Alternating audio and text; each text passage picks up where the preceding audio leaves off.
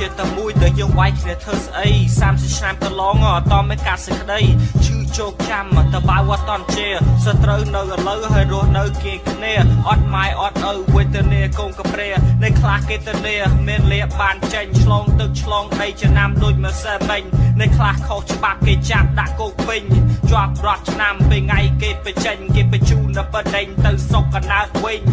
អត់សភៅឥឡូវអាវុធជាប់ដៃក៏ហក់លួចបន់ជន់គ្នាមានន័យវាយបាញ់ស្លាប់ដូចជីវិតអត់មានតម្លៃខ្លះងាប់ដៃហៅខ្មោចលងកដាតថ្ងៃខែល្បី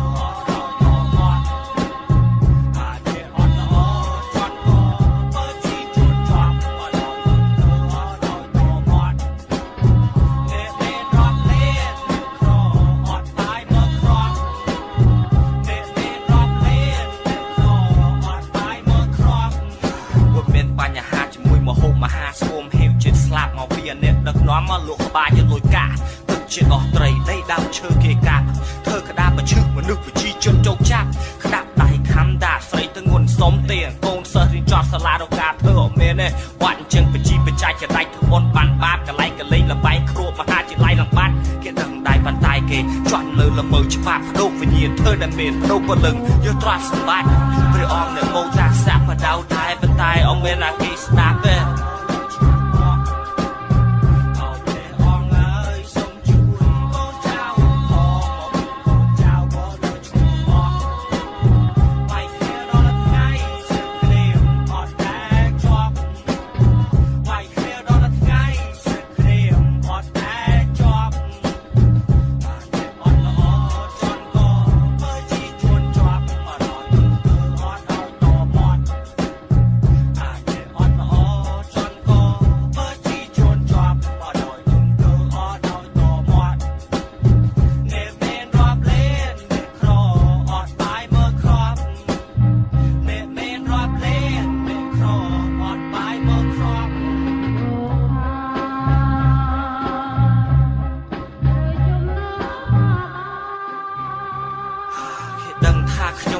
ស្នេហាជាតិដែលតែគេហ៊ានជួយមកពីពេញមកភពលោកមានភូមិពុកក៏លួយខ្លួនមេះពេជ្រប៉ុន្តែខួរក្បាលឡើងក៏លួយខ្ញុំសែនដូនតាព្រះអង្គហើយសូមជួយកូនចៅផងយើងទៅមុខមិនបានរឿងបូដានអត់តន់ជាប់ផងផ្លត់តកម្មនៅមុខសាលាការមើលបើគេមិនយកចាប់ចងប្រយ័ត្នបាត់ខ្លួនខោអាវឈាមសើមអត់តែខ្ញុំមានតែហើមខ្ញុំមានផែនការទេមទេទៅដើមសដីសុភាពឲ្យបោកផាខ្ញុំប្រាជ្ញតាមម្នាក់ឯងយកប៉ះពាល់ដល់គ្រួសារខ្ញុំដឹងថាពេលខ្ញុំនិយាយនេះគ្រោះថ្នាក់ដល់ជីវិតប៉ុន្តែបើខ្ញុំអត់និយាយងាប់មកលើទៅបិទភ្នែកវាមិនចិត្ត